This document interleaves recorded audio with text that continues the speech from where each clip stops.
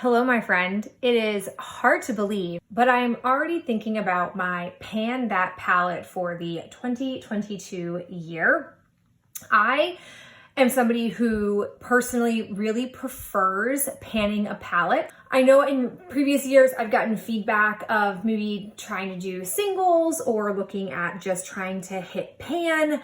But when I think about my relationship with palettes, I am just naturally very drawn to palettes, and I am very much a creature of habit. So it's really helpful for me on the Monday through Friday to just know I'm grabbing a singular palette and that is my focus area. I tend to get a little overwhelmed if I have too many choices, and in the morning I'm just looking for the most efficient route. And I just love the satisfaction of a Pan That palette, really using a palette over the course of a year and being able to essentially come to terms with finishing it, whether that is actually finishing all the shades or just getting so much use and wear and tear out of it that I feel complete at the end of the year. So I will stick with using an actual palette, but I am not quite sure what palette I want to select.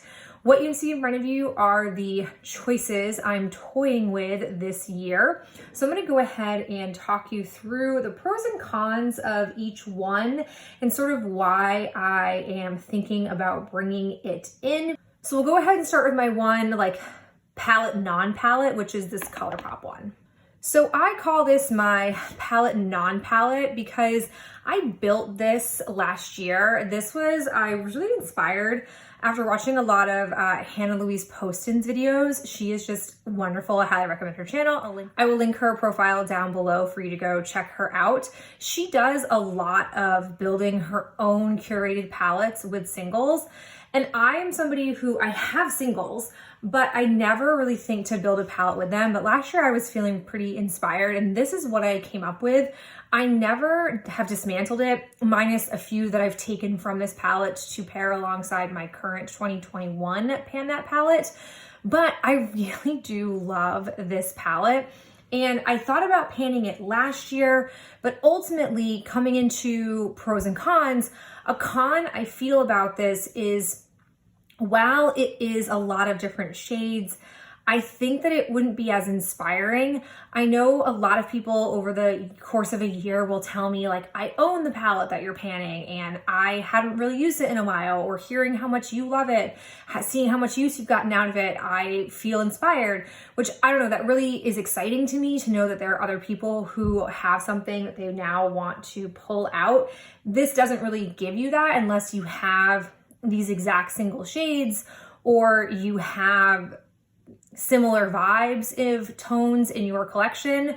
But in the pro column, these are lovely shades and I really feel like they would be a pleasure to play with throughout the year. It checks off a lot of things I love in palettes. It has golds, it has pinks, it's got mostly metallics and shimmers. It has a few of those mattes. It's got some really good go-to creams. I also have a good collection of older shades in here. So it would be nice to get those used up, but I just don't know if I have it in me to stray so far away from an actual pre-made from a brand palette. And instead I'm willing to go into the palette, but I made it realm of palette. So that's where we stand with this one. But man, there are a lot of really pretty shades in here that I just am very jazzed about. Let us now move into palettes that I have toyed with panning before. The first of which is this Jumbo Lorac Mega Pro 2 palette. This is what she looks like. For those of you who have been with me for at least 3 years, I did pan the Lorac Mega Pro 1. It did take me 2 years. So that is definitely a con of this palette, is knowing that it is very similar in the amount of shadow you have in here. I do think it might be a 2-year project, and I just don't know if I want to go all in for 2 years on one palette, even though there's a ton of shade variety in here and there's a lot to work with. I don't know if I want to do that big of a commitment. On the pro side though, I feel like this is really the palette made for me out of all the Pro palette, Mega Pro palettes that they came out with. It has really lovely, cool tones. So I definitely think that I could get a lot of delightful use out of it, and all the times that I've pulled it out and played with it, I've really enjoyed it. I actually brought this particular palette with me to Italy when I was on my honeymoon with Ben, and it was a beautiful palette to have. It had everything I needed. It checked off all my boxes. We were gone for nearly 3 weeks, and this palette left me satisfied every time. I will say though that it doesn't have a ton of use despite the times I've used it. So it really is a very fresh palette for me to pull out and try to get use out of. I also will say as a con, I don't necessarily know, which this could be a pro too. I don't know if all of these shades really work for me. I have gone through and eliminated this column of shades here because they were all really deep dark that I wouldn't use. But there are some matte shades up in here that I'm a little iffy on, like Goji, Melon, and Tangerine.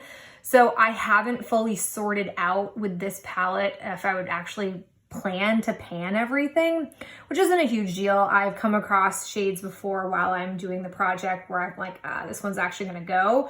So it could also be a pro because if I did get rid of these 3, then I have even fewer shades to try to pan, but it is really ginormous and I'm just not sure if I wanna do this. And it would also be like, I feel like the 4th Lorac palette that I've panned, I've really unintentionally been drawn to Lorac. They were one of my favorite brands for a long time. And so when I've gone to want to pan certain palettes, it just ends up being Lorac.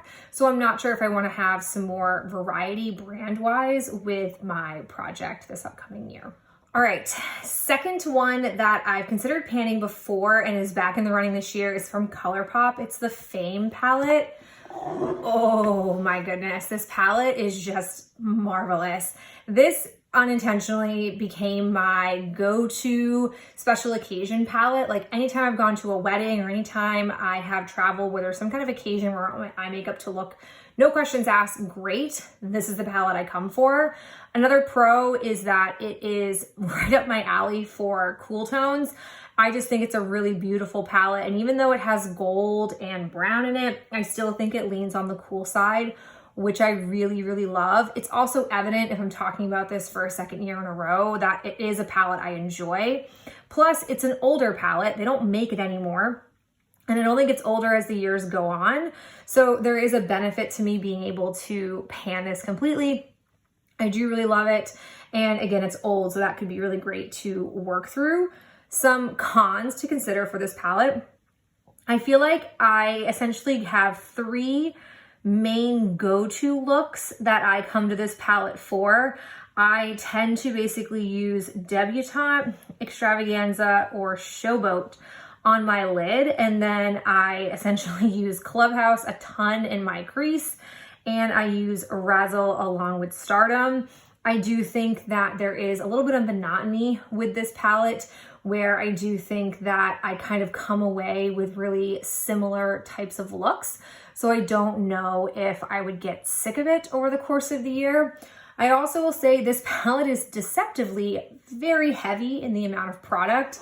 It actually has, according to the back of the packaging here, it has in total 16 1.1 gram shadows. So it has at least 16 grams of shadow in here. And I'm not the biggest math aficionado, but I do know that my Lorac Mega Pro 2 palette, for example, has 12.8 grams of product in it. So this has more than the Mega Pro. And if I know a Mega Pro takes me 2 years, I really doubt, even though I've used this palette a bunch, you can see I don't have significant wear and tear on it. I don't have significant dips.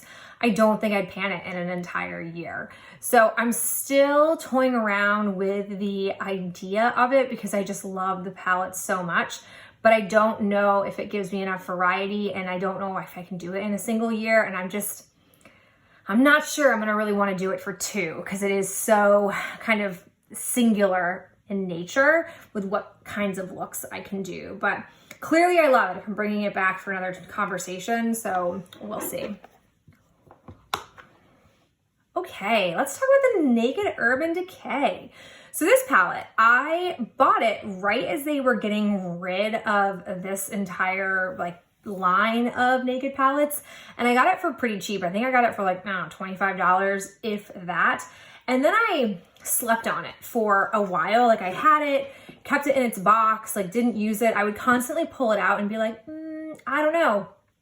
And then this year I said to myself, I either need to play with it this year, and if I don't touch it, it has to leave my collection. I can't just have it linger. I even have the like brush here and it's regular sleeve packaging because I kept another, I think it was my Naked 2 palette. I kept the brush, and this brush is phenomenal. I love using this flat shader side for putting product onto my lid. It's just a gorgeous brush. So I'm keeping it in pristine condition until my other one dies, and then I'll pull this one out. But the reason we're here, the shadows, I finally pulled this out this year. This is a beautiful palette. Obviously, it had a cult following for a reason, but I just never thought the color story really spoke to me. False. Every time I've used it, I'm like, oh, this palette is so easy. I really just enjoy the simplicity of the palette. Now, to be clear with you, Creep has no chance. I probably will get rid of Creep if I pick this. And Gunmetal, I'll let it hang around for a bit, but I really would doubt that I would pan it. So you're really talking about me panning these shades. But what I like about these is that it's similar to the Fame palette in my opinion, but I feel like I get a bit more variety. That might just be me lying to myself, but I really do feel like I get more variety with this, or at least a bit more definition change that I can go for with the different crease and lid options. Again, I don't know if that's actually legitimate, but I really enjoyed playing with this. Again, this palette doesn't exist. It's not as old as some of the other palettes I've shown you, but it definitely is aging over time, and it would be nice to maybe see if I love an Urban Decay palette enough to want to pan the whole thing and what my experience would look like. So this is definitely one that I'm thinking about. We now have come to our final potential palette to pan. This is very new. It's relatively new to my collection. It's new to the market. I feel like I got on this right when I saw it release from Alter Ego. This is called the Shadow Kiss palette, which is the Natasha Denona, I want to say glam palette, but maybe that's her warm one. But it's a dupe for her cool palette that your girl just wasn't willing to shell out the big bucks for. This is, I want to say, a $19 palette. And the Natasha Denona one is $65. So cheapy little me wanted the nice dupe version. But you guys, just look at this palette. It is stunning. It looks, I think, pretty beat up, even though I wouldn't say I've used it a ton. I just really appreciate this. This is Ice Baby. It's very cool. The textures of this palette are gorgeous. The mattes are buttery and smooth, easy to blend. The metallics, if you put a little bit of like setting spray on your brush and then apply it to your eye, it's like you're putting on liquid. I just think this palette is absolutely stunning, and I just love the color story. It is checking off a lot of boxes for me. Some cons, it's relatively new. So I have to weigh out for myself what is a higher priority, panning a palette that is older simply because it's older, or panning a palette that I just love the color story of. Obviously, the palettes I've shown you that are older, I do like the color story of, but I'm a little hesitant to be like, let me pull out a 2021 palette to then pan in 2022, because this clearly has a lot of longevity left in its life. So do I need to let another older palette linger for another year when I could, in fact, get that potentially used up? Again, though, it's a stunning palette. I also want to point out that this palette has 15 grams of product in here, so it's not that much smaller than the ColourPop palette, but I find that I get a lot more kick up when I'm using this. It doesn't seem as hard pressed as the ColourPop palette, especially the mattes. The mattes in ColourPop palettes are really hard pressed. It takes a lot for me to make some progress on them.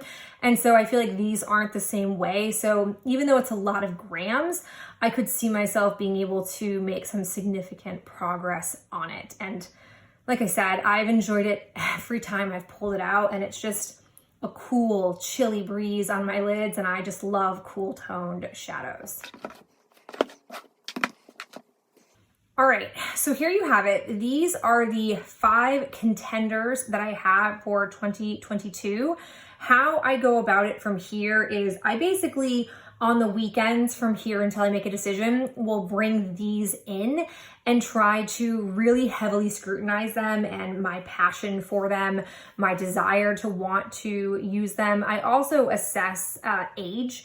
So what I mean by that is I'm looking at, basically the formulation. Is this palette on its last legs? If so, is that worth it for me to bump it up for the current year to be able to use? So it's gonna be a lot of scrutinizing. I will definitely come back to you guys with my wrap up thoughts, especially if I eliminate a few of them and I'm still toying with them. I'll do maybe multiple videos on this. As always, I'd love to hear your thoughts on which one you might be leaning towards or any feedback, food for thought that you might have about how to inform my decision. I really appreciate you being here and helping me sort through this. And I'm very much looking forward to 2022. We're gonna have a new baby in our life. We're gonna have a new palette to pan, like a lot of great things to look forward to. As always, my friend, thank you so much for being here and tuning in. And I'll talk to you in my next video real soon. Bye.